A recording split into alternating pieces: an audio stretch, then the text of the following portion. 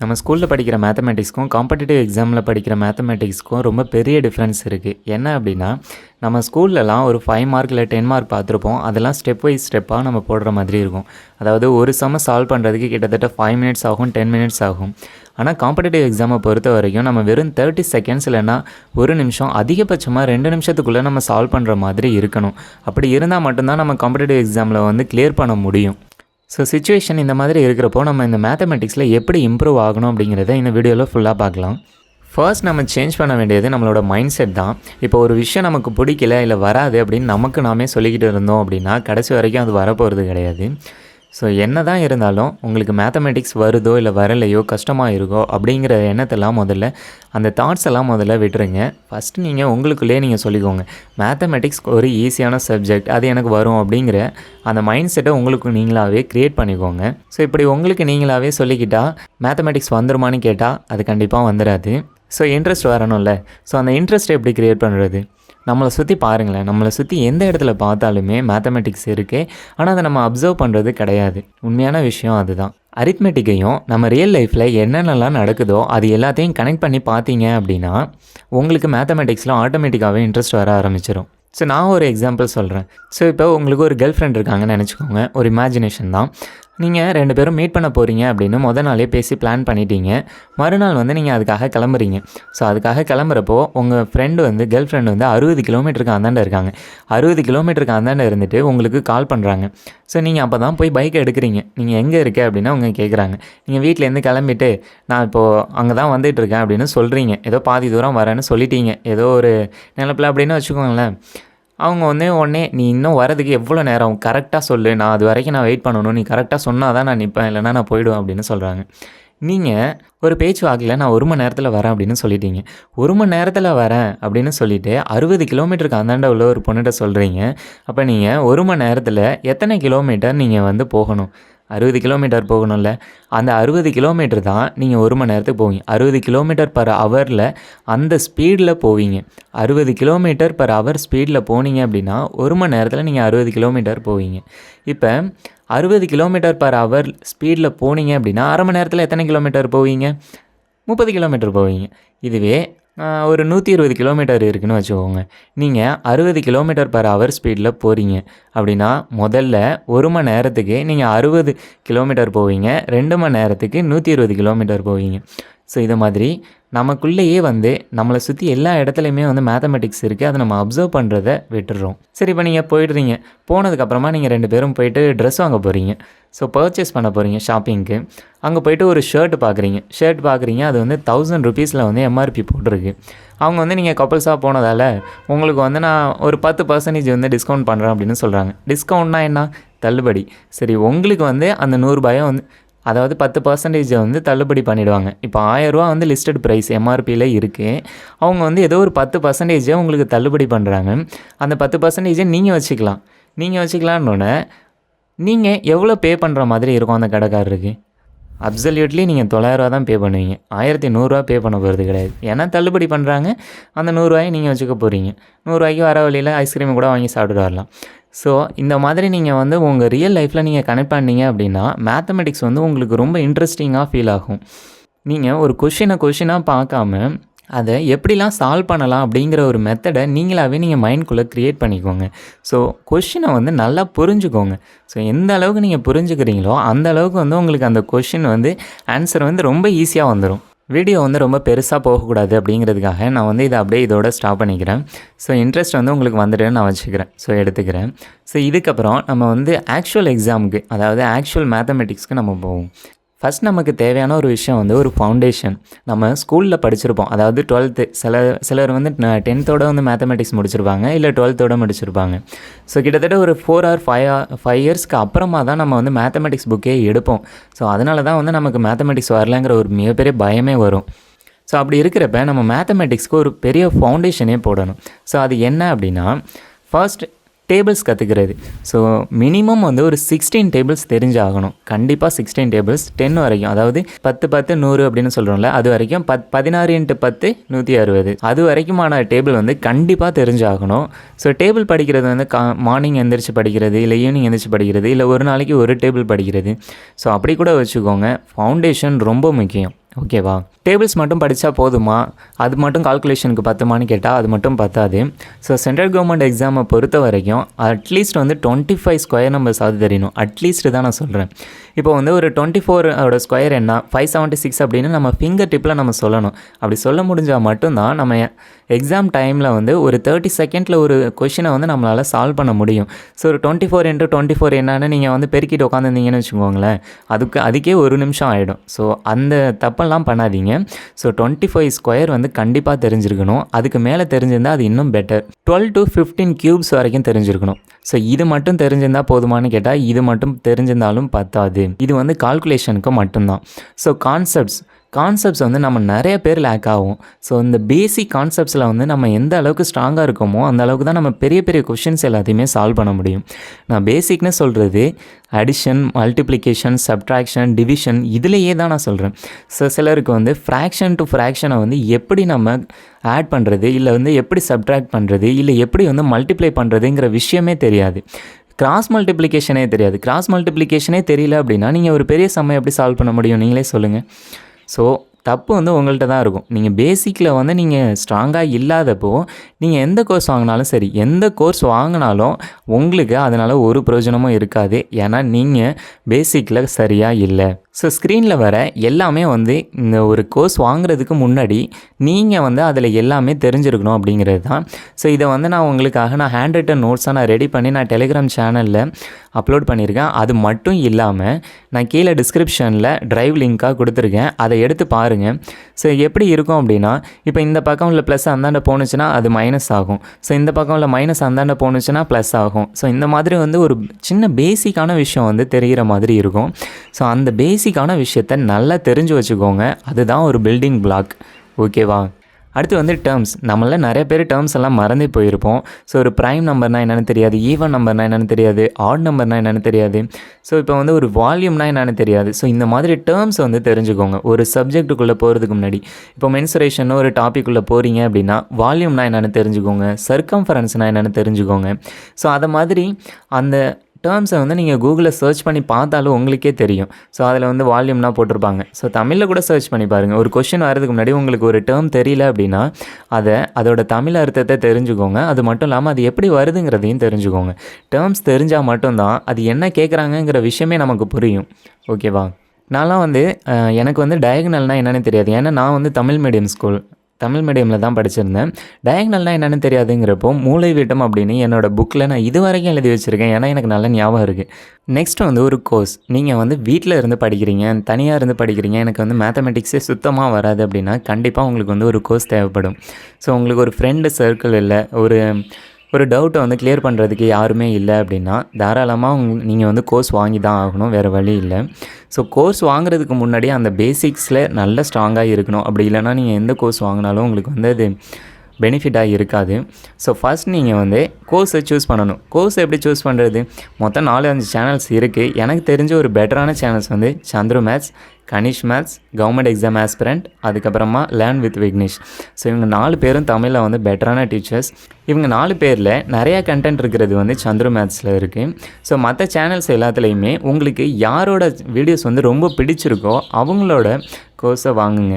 உங்களுக்கு டீச்சர் பிடிச்சிருந்தது அப்படின்னா, டீச்சரோட டீச்சிங் பிடிச்சிருந்தது அப்படின்னா தாராளமாக உங்களுக்கு மேத்தமெட்டிக்ஸ் வந்து இன்னும் சூப்பராகவே வரும். ஸோ அதை மறந்துடாதீங்க. ஸோ அவங்களோட சேனல்ஸ் எல்லாத்தையும் ட்ரை பண்ணி பாருங்கள். ஸோ கண்டிப்பாக வந்து உங்கள் 4 பேரில் வந்து உங்களுக்கு யாரையாவது ஒருத்தவங்களையாவது பிடிக்கும்.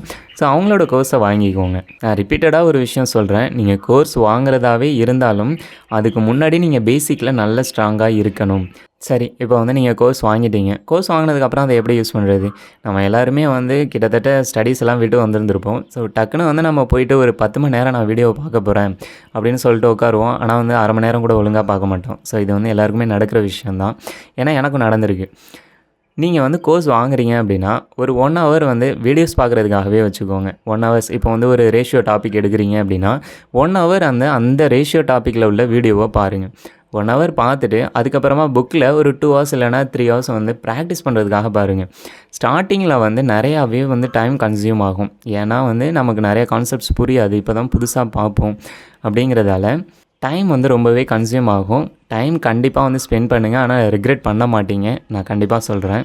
ஸோ கோர்ஸ் வாங்கிட்டு வெறும் வீடியோவை மட்டும் நீங்கள் பார்த்துக்கிட்டே இருக்கீங்க அப்படின்னா கடைசி வரைக்கும் உங்களால் மேத்தமெட்டிக்ஸை இம்ப்ரூவ் பண்ண முடியாது. மேத்தமெட்டிக்ஸை பொறுத்த வரைக்கும் ஒருத்தவங்க நடத்தும் போது அது நமக்கு நல்லாவே புரியும். ஆனால் நம்ம போட்டு பார்க்கும்போது ஒரு ஸ்டெப்பு கூட நம்மளால் அதை தாண்டி போக முடியாது. ஏன் அப்படின்னா நம்மக்கிட்ட ப்ராக்டிஸ் கம்மியாக இருக்கும்.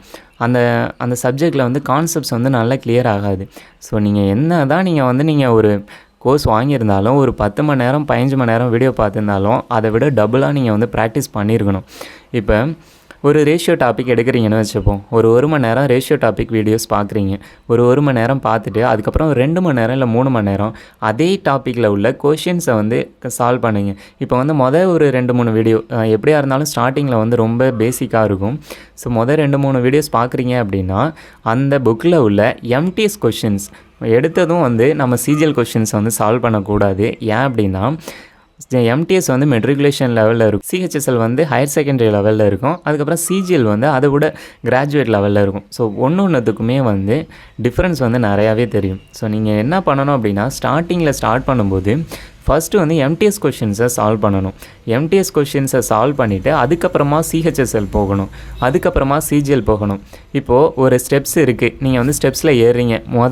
மொதல் படியில் காலை வச்சுட்டு 4வது படியில் உங்களால் காலை வச்சு ஏறி போக முடியுமா? ஸோ அந்த மாதிரி தப்பை தான் நம்மள நிறைய பேர் பண்ணுவோம். ஸோ என்ன பண்ணணும் அப்படின்னா ஃபஸ்ட்டு எம்டிஎஸ் கொஷின்ஸ் எல்லாத்தையுமே நீங்கள் கம்ப்ளீட் பண்ணிவிடுங்க. அதுக்கப்புறமா சிஹெச்எஸ்எல் போங்க. இது கிரணாக இருக்கட்டும் இல்லை பினாக்கிளாக இருக்கட்டும், ஸோ எந்த ஒரு புக்காக இருந்தாலும் லோவர் லெவலில் இருந்து கொஞ்சம் கொஞ்சமாக நீங்கள் இன்க்ரீஸ் பண்ணணும். எடுத்ததுமே நீங்கள் ஹையர் லெவல் கொஷின்ஸ்க்கு போயிடக்கூடாது. ஸோ நீங்கள் எடுத்ததுமே 50 கொஷின் சால்வ் பண்ணணும், 100 கொஷின் சால்வ் பண்ணணும் அப்படிங்கிற டார்கெட்ஸில் போகாதீங்க. ஸோ ஸ்டார்டிங்கில் எப்போவுமே பொறுமையாக ஸ்டார்ட் பண்ணுங்கள். ஒரு 20 கொஷின் சால்வ் பண்ணுங்கள், 30 கொஷின் சால்வ் பண்ணுங்கள். உங்களால் எவ்வளோ சால்வ் பண்ண முடியுமோ அதை மட்டும் சால்வ் பண்ணுங்கள், அதுவே போதும். கொஞ்சம் கொஞ்சமாக நாள் போக போக கூட நம்ம இன்க்ரீஸ் பண்ணிக்கலாம். ஏன்னா நமக்கு மேத்தமெட்டிக்ஸில் இம்ப்ரூவ் பண்ணுறது கொஞ்சம் கொஞ்சமாக தான் இம்ப்ரூவ் பண்ண முடியும். ஒரே நாளில் இம்ப்ரூவ் பண்ணிட முடியாது, எந்த சப்ஜெக்டாக இருந்தாலுமே சரி. ஸோ எப்போவுமே 1 hour வீடியோனா 2 hour ப்ராக்டிஸ், இதை மறந்துடாதீங்க. நீங்கள் வெறும் வீடியோ மட்டுமே பார்த்துட்டு இருந்தீங்க அப்படின்னா அது உங்களுக்கு நல்லாவே புரியும். ஆனால் நீங்கள் சால்வ் பண்ணும்போது கண்டிப்பாக உங்களுக்கு புரியாது. ஸோ நீங்கள் ப்ராக்டிஸ் அதிகமாக இருக்கணும். என்ன தான் வீடியோ கோர்சஸ் இருந்தாலும் ப்ராக்டிஸ் நீங்கள் எந்த அளவுக்கு பண்ணுறீங்களோ அந்த அளவுக்கு உங்கள் மைண்டில் ஸ்டோர் ஆகும். அதுக்கேற்ற மாதிரி ஸ்பீட் அண்ட் அக்யூரசி எல்லாமே வரும். ஸோ ட்ரை பண்ணுங்கள். ஒரு சில கொஷின்ஸ்லாம் நீங்கள் சால்வ் பண்ணும்போது உங்களுக்கு ரொம்ப கஷ்டமாக இருக்கும். அதெல்லாம் ஸ்கிப் பண்ணிவிடுங்க. ஏன் அப்படின்னா நீங்கள் தெரியாத கான்செப்ட்ஸை அப்போது கற்றுக்கலாம். பட் ரொம்ப உங்களுக்கு டைம் எடுக்கிற மாதிரி இருந்துச்சு அப்படின்னா அந்த கொஷின்ஸை ஸ்கிப் பண்ணிவிடுங்க. அப்படி இல்லைனா யாரையாவது ஹெல்ப் கேளுங்க, இல்லை டிஸ்கஷன் குரூப்பில் போடுங்க. அவங்க ஹெல்ப் பண்ணுவாங்க. ஸோ சால்வ் பண்ணி கொடுக்குறாங்க அப்படின்னா அதை நீங்கள் புரிஞ்சிக்க ட்ரை பண்ணுங்கள். ஸோ இந்த மாதிரி ஒரு டிஃபிகல்ட்டான சம்ஸ் வருதுங்கிறப்போ ஸ்கிப் பண்ணிவிட்டு போங்க. ஸோ லாஸ்ட்டாக பார்த்துக்கலாம். அதாவது கிட்டத்தட்ட நீங்கள் ஒரு 100-150 சம்ஸ் ஒரு டாப்பிக்கில் சால்வ் பண்ணிட்டீங்க அப்படின்னா நிறைய விஷயம் தெரிஞ்சிருந்துருப்பீங்க, புது புது விஷயங்கள்லாம் தெரிஞ்சிருந்துருப்பீங்க. ஸோ அந்த புது விஷயத்தெல்லாம் நீங்கள் தெரிஞ்சுக்கிட்டதுக்கப்புறமா அந்த டிஃபிகல்ட்டான சம்க்கு வரும்போது இன்னும் உங்களுக்கு ஒரு நல்ல கிளாரிட்டி கிடைக்கும் அந்த சம்மை சால்வ் பண்ணுறதுக்கு. ஸோ இதை ட்ரை பண்ணுங்கள். உங்களுக்கு எந்த கொஷின் டிஃபிகல்ட்டாக இருக்குது இல்லை எந்த கொஷின்லாம் நீங்கள் திருப்பி பார்க்குறீங்களோ அது எல்லாத்தையுமே மார்க் பண்ணி வச்சுக்கோங்க. ஸோ செகண்ட் டைம் நீங்கள் அந்த புக்கை நீங்கள் சால்வ் பண்ணுறீங்க இல்லை நீங்கள் திரும்ப ஒரு ரிவைஸ் பண்ணுறீங்க அப்படின்னா அந்த கொஷின்ஸ்க்கெலாம் நீங்கள் ரொம்ப இம்பார்ட்டன்ட் தந்தே ஆகணும். சம்டைம்ஸ் உங்களுக்கு சால்வ் பண்ணுறதுக்கு எதுவும் ஆள் இல்லை அப்படின்னா நீங்கள் கூகுள் லென்ஸ் யூஸ் பண்ணுங்கள். கூகுள்லேயே ஒரு ஆப்ஷன் இருக்கும் கூகுள் லென்ஸ் அப்படின்ட்டு. அதில் சர்ச் பண்ணிங்க அப்படின்னா ஸ்ட்ரைட்டாக கூகுளில் ஆன்சர் கிடைக்கும். ஸோ அதை பார்த்து கூட நீங்கள் ரிவர்ஸ் லேர்னிங் பண்ணிக்கலாம். ஸோ நிறைய பேருக்கு இந்த டவுட் இருந்துச்சு, எல்லா கொஷினையுமே திரும்பி பார்க்கணுமா அப்படின்னு கேட்பாங்க. ஸோ அந்த திரும்பி பார்க்குற மாதிரி இருக்கிற கொஷின் ஒரே டைப்பில் இருந்துச்சு அப்படின்னா ஒரு டைப்பை மட்டும் நீங்கள் பார்த்துட்டு அதுக்கப்புறம் அதே டைப்பில் உள்ள கொஷின்ஸை நீங்கள் சால்வ் பண்ணலாம். ஸோ நீங்கள் ஒரு 10 கொஷின் இருக்குது, நீங்கள் 8 கொஷினையுமே திருப்பி பார்க்குறீங்க அப்படின்னா நீங்கள் கண்டிப்பாக அந்த கான்செப்ட்ஸ்லாம் நீங்கள் ஸ்ட்ராங்காக இல்லைன்னு அர்த்தம். ஸோ ஃபஸ்ட்டு கான்செப்ட்ஸை கற்றுக்கிட்டு அதுக்கப்புறம் அந்த கொஷின்ஸ் எல்லாம் பாருங்கள். அதுவே ஒரு 2 சம் இல்லைனா ஒரு சம் இல்லைனா ஒரு 3-4 சம் இருக்குது அப்படின்னா கண்டிப்பாக நீங்கள் திருப்பி பார்க்கலாம் தாராளமாக. திருப்பி பார்த்துட்டு அதை கற்றுக்கிட்டு அதுக்கப்புறம் நீங்கள் ட்ரை பண்ணி பார்க்கணும், நீங்களாகவே ட்ரை பண்ணி பார்க்கணும். ஸோ திரும்ப பார்க்கக்கூடாது. நீங்கள் திரும்ப பார்த்துட்டு இருந்தீங்கன்னா அதை மனப்பாடம் பண்ணி போடுற மாதிரி இருக்கும். ஓகேவா? ஸோ ஸ்டார்டிங்கில் ஒரு டார்கெட் வச்சுக்கோங்க. பிகினர்ஸ்லாம் ஒரு 20 கொஷின் சால்வ் பண்ணுறதே ஒரு பெரிய அக்கம்ப்ளிஷ்மெண்ட்டாக நினச்சிக்கணும். ஒன்றுமே பண்ணாததுக்கு ஏதோ பண்ணுறோம் அப்படிங்கிற அந்த ஒரு மைண்ட் செட்டுக்கு வாங்க. 20 சம் தான் சால்வ் பண்ணுறோமே அப்படிங்கிற அந்த ஒரு டிமோட்டிவேட்லாம் ஆகவே கூடாது. அதாவது பிகினர்ஸ் டைமில் போக போக நீங்கள் எவ்வளோ வேணாலும் நீங்கள் சால்வ் பண்ணலாம். ஸோ நீங்கள் ப்ராக்டிஸ் பண்ண உங்களுக்கே மேத்தமெட்டிக்ஸில் ஒரு இன்ட்ரெஸ்ட் வர ஆரம்பிச்சிடும். நீங்கள் ஃபஸ்ட்டுலாம் ஒரு சம்ம சால்வ் பண்ணுறீங்க அப்படின்னா அதில் ஒரு ஹாப்பினஸ் கிடைக்கும். கண்டிப்பாக எனக்கெலாம் கிடச்சிது, கண்டிப்பாக எல்லாருக்குமே கிடைக்கும். நீங்கள் ஒரு கொஷினை சால்வ் பண்ணுறீங்க, 2-3 கொஷினை தொடர்ந்து சால்வ் பண்ணுறீங்க அப்படின்னாலே.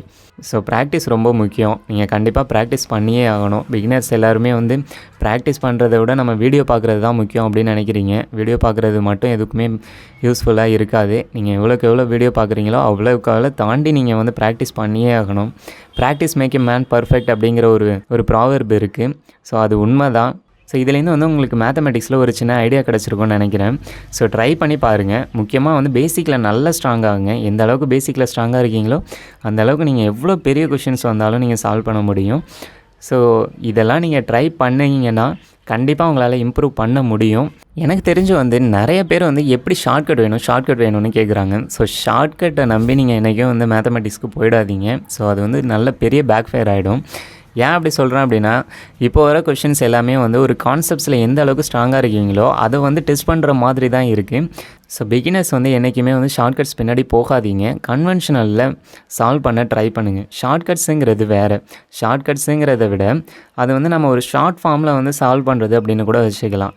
இப்போ வந்து ஒரு பர்சன்டேஜ் இருக்குது, ஒரு 100% இருக்குது, 120% இருக்குது அப்படின்னா நம்ம அதை வந்து 5 இல்லைனா இதை வந்து 5 இதை வந்து 6ன்னு எடுத்துக்கலாம். ஏன்னா ரேஷியோ மெத்தடில் அதை வந்து நம்ம கன்வெர்ட் பண்ணிக்கலாம்.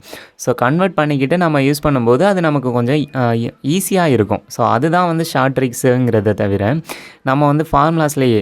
ஸோ இப்போ வந்து எக்ஸாம்பிள் ஒரு மென்சுரேஷன் எடுத்துக்கோங்க. மென்சுரேஷனில் ஆன்சரில் வந்து ஒரு 11ஓட மல்டிப்ளை அப்படின்னு சொல்லுவாங்க.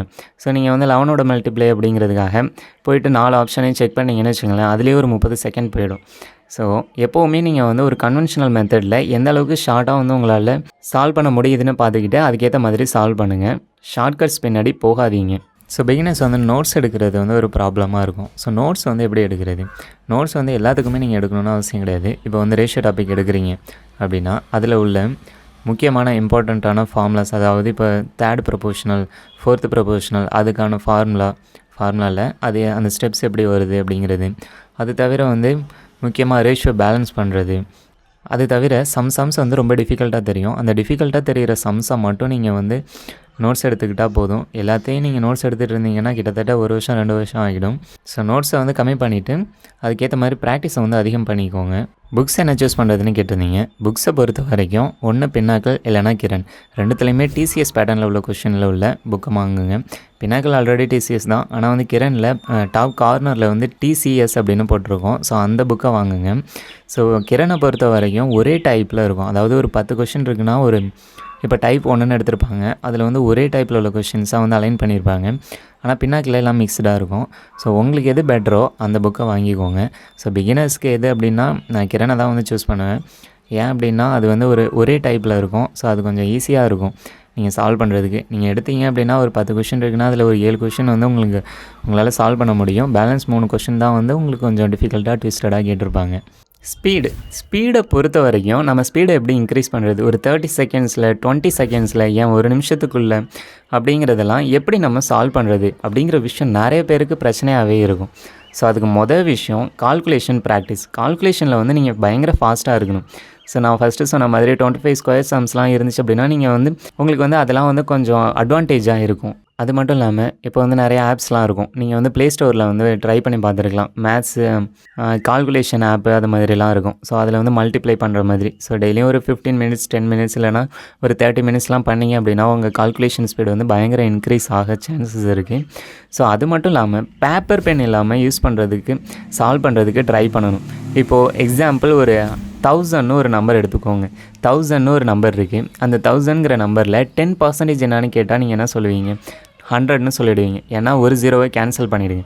ஒரு 0வை கேன்சல் பண்ணிட்டீங்கன்னா பேலன்ஸ் வந்து 100 இருக்கும். அதுதான் வந்து 10%. இதுவே வந்து 2 0வை கேன்சல் பண்ணிட்டீங்க அப்படின்னா பேலன்ஸ் இருக்கிறது 10. அதுதான் வந்து 1%. கரெக்டாக? இப்போ வந்து நமக்கு வந்து ஒரு 20% கேட்குறாங்கன்னு வச்சுக்கோங்க. லாஸ்ட்டு ஒரு 0வை எடுத்துருங்க. பேலன்ஸ் வந்து 100 இருக்குமா? 100 வந்து 2ஆல் மல்டிப்ளை பண்ணுங்கள். ஏன்னா அது வந்து 10%ன்னு தெரியும். 100 வந்து 10%. 2 வந்து 10ஆல் 10% பெருக்கணுன்னா 20% கிடச்சிரும். அப்போ 2 வந்து அந்த 100ஆல் பெருக்கணுன்னா 200 கிடச்சிரும். ஸோ அதே மாதிரி தான் இப்போ வந்து ஒரு 500ன்னு ஒரு நம்பர் இருக்குது. ஒரு 10% எடுங்க 50. ஸோ 20% எடுங்க 100. ஸோ 25% 125. ஸோ இதை மாதிரி தான் இப்போ நீங்கள் வந்து ஒரு கொஷின் இருக்குது அப்படின்னா அதை வந்து நீங்கள் பேப்பர் பென் இல்லாமல் மைண்ட்லேயே சால்வ் பண்ண கற்றுக்கணும். ஸோ அது வந்து நிறைய ப்ராக்டிஸ்க்கு அப்புறம் தான் வரும். ஸோ நீங்கள் வந்து நார்மலாக வீட்டில் வந்து ப்ராக்டிஸ் பண்ணும்போது உங்களுக்கு நீங்களே வந்து ஒரு டைம் ஃப்ரேம் ஃபிக்ஸ் பண்ணிக்கோங்க. ஒரு 30 மினிட்ஸ். இப்போ 30 மினிட்ஸ் டைம் இருக்குது அப்படின்னா அதில் வந்து ஒரு 20 சம்ஸ் சால்வ் பண்ணணும் அப்படிங்கிற ஒரு டைம் ஃப்ரேம் வந்து ஃபிக்ஸ் பண்ணிவிட்டு அதுக்கேற்ற மாதிரி நீங்கள் சால்வ் பண்ணுங்கள். ஸோ எத்தனை சம்ஸ் சால்வ் பண்ண முடியுதோ ஸோ அதையே வந்து ரிப்பீட்டடாக பண்ணுங்கள். ஸோ 30 மினிட்ஸில் 20 சம்ஸ் அதை மாதிரி.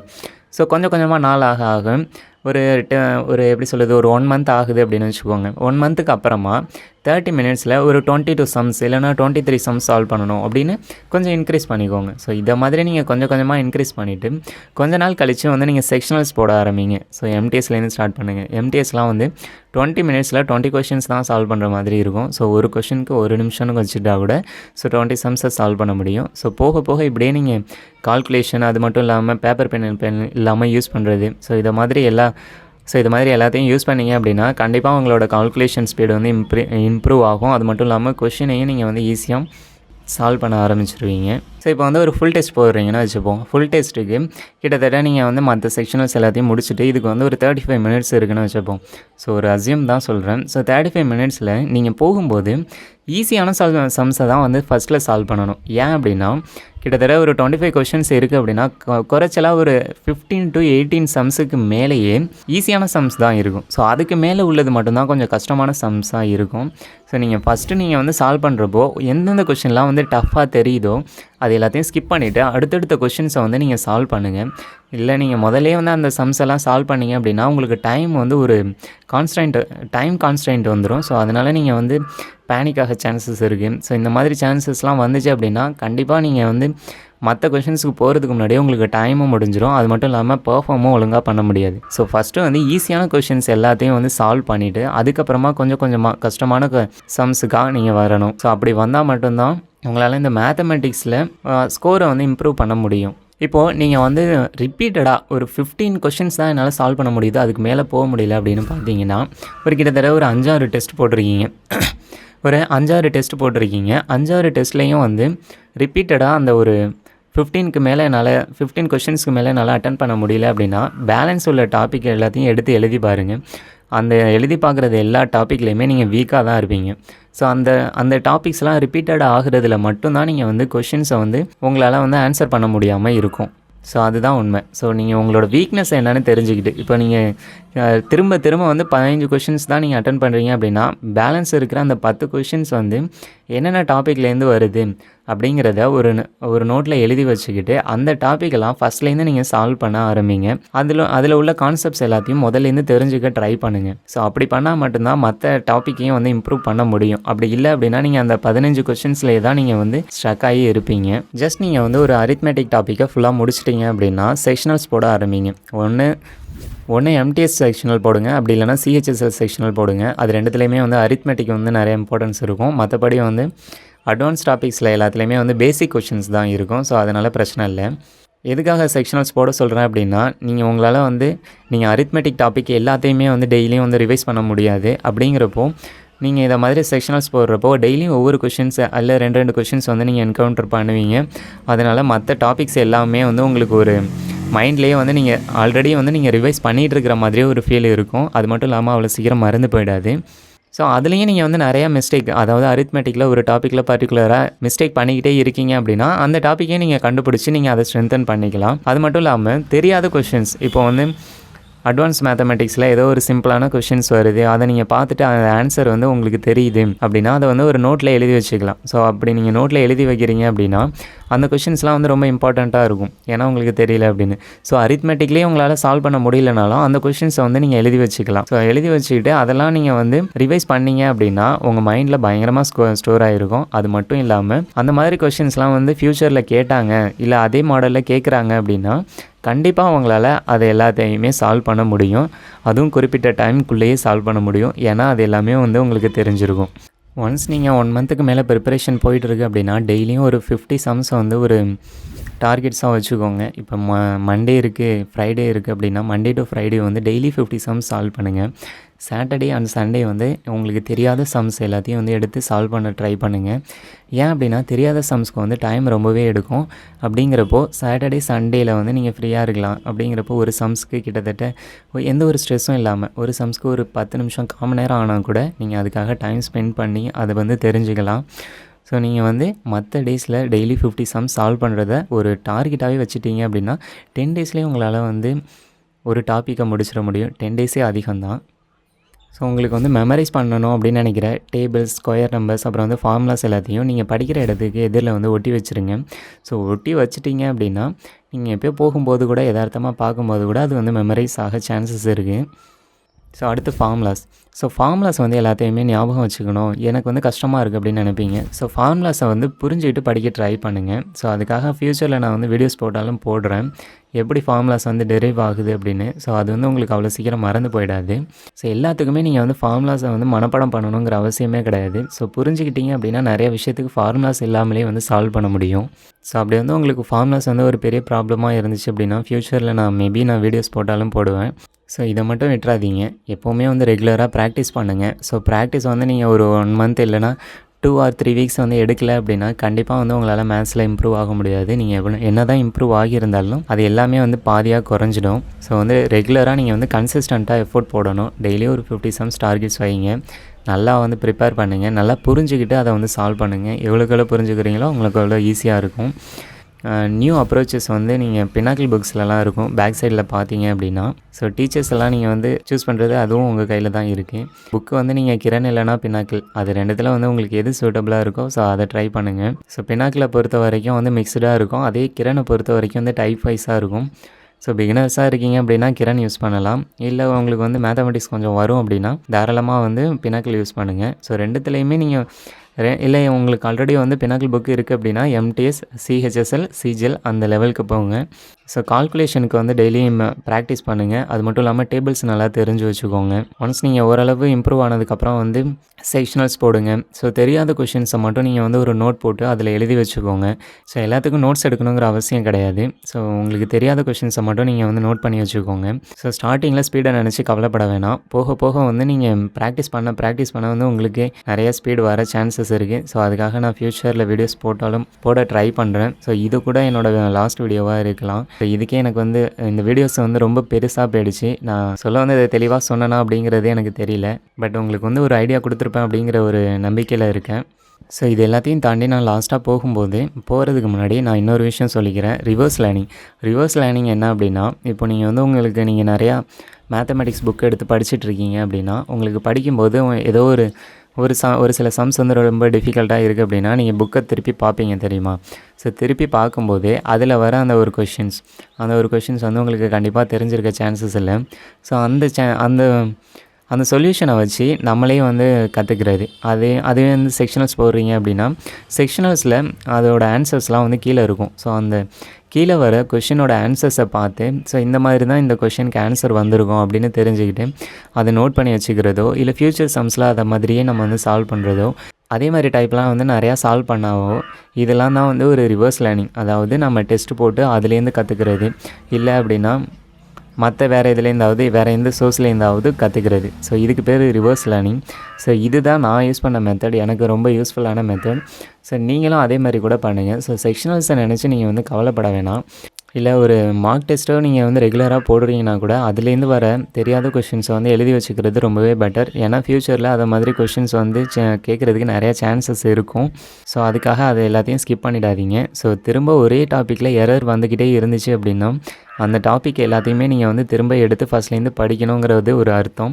ஸோ அதை மறந்துடாதீங்க. ஸோ அதை பண்ணலை அப்படின்னா திரும்ப அந்த டாப்பிக்கில் உங்களால் ஸ்கோர் பண்ண முடியாது. அட்லீஸ்ட் வந்து அந்த டாபிக் வந்து உங்களுக்கு பிடிக்கலைன்னா ஒரு நல்ல பேசிக்கான சம்ஸையாவது சால்வ் பண்ண கற்றுக்கோங்க. ஸோ ஷார்ட்கட்ஸை பொறுத்த வரைக்கும் அதில் இன்னும் கொஞ்சம் விஷயம் இருக்குது. அதாவது ஆப்ஷன்ஸ்லேருந்து போகிறது கற்றுக்கிறது. ஸோ வந்து ஒரு 2 ரேஷியோ மெத்தடில் வந்து சால்வ் பண்ணுறது, அது மட்டும் இல்லாமல் பர்சன்டேஜ் மெத்தடில் சால்வ் பண்ணுறது அப்படின்னு நிறைய மெத்தட்ஸ் இருக்கும். ஸோ பின்னாக்கிள் புக்கில் அதுக்கான ஷார்ட் ட்ரிக்ஸ்லாம் வந்து நிறையாவே இருக்கும். ஸோ பின்னாக்கிள் புக்லேருந்து சால்வ் பண்ணிங்க அப்படின்னா பின்னாடி இருக்கிற அந்த ஷார்ட் ட்ரிக்ஸை யூஸ் பண்ண கற்றுக்கோங்க. அப்படி இல்லை அப்படின்னா ஒரு ஷார்ட் ட்ரிக்ஸ் எல்லாம் வந்து எப்படி நம்மளே கற்றுக்கிறது அப்படிங்கிற வீடியோ வந்து ஃப்யூச்சரில் நான் போஸ்ட் பண்ணுறேன். ஆனால் வந்து இப்போ இதுதான் வந்து இப்போதைக்கு என்னோட லாஸ்ட் வீடியோவாக இருக்கும். சிஹெச்எஸ்எல் அப்புறம் சிஜிஎல் எக்ஸாம் வருது அப்படிங்கிறதால அதுக்கு வந்து என்னோடய ஃபஸ்ட் அட்டெம்ப்ட்டை நான் பெட்டராக கொடுக்கணும் அப்படின்னு நினைக்கிறேன். ஸோ அதனால தான் நான் வந்து இன்ஸ்டா அது மட்டும் இல்லாமல் ஃபேஸ்புக் இல்லை வேறு எந்த ஒரு சோஷியல் மீடியாஸ்லேயும் இல்லை. இதுதான் நான் போகிற லாஸ்ட் வீடியோவாக கூட இருக்கலாம். ஸோ இதுலேருந்து நீங்கள் நிறைய கற்றுக்கிட்டீங்க அப்படின்னு நினைக்கிறேன். ஸோ இன்ட்ரெஸ்ட்டோட வந்து மேத்தமெட்டிக்ஸ் அப்ரோச் பண்ணுங்கள். கண்டிப்பாக வந்து உங்களால் வந்து நிறையவே ஸ்கோர் பண்ண முடியும். ஸோ மேத்தமெட்டிக்ஸை நினச்சி பயப்படாதீங்க. அது ரொம்ப ஈஸியான சப்ஜெக்ட் தான். எப்போ நீங்கள் புரிஞ்சுக்கிறீங்களோ அது ரொம்ப உங்களுக்கு ஈஸியாகிடும். ஸோ ஐ திங்க் இந்த வீடியோ வந்து உங்களுக்கு ஹெல்ப்ஃபுல்லாக இருக்கும்னு நினைக்கிறேன். ரெகுலராக ப்ராக்டிஸ் பண்ணுங்கள். கண்டிப்பாக உங்களால் ஸ்கோர் பண்ண முடியும். ஸோ எல்லாருக்கும் ஆல் தி பெஸ்ட். வர எக்ஸாம் எல்லாத்தையுமே வந்து நல்லா எழுதுங்க. நெக்ஸ்ட் வீடியோவில் பார்க்கலாம். பை.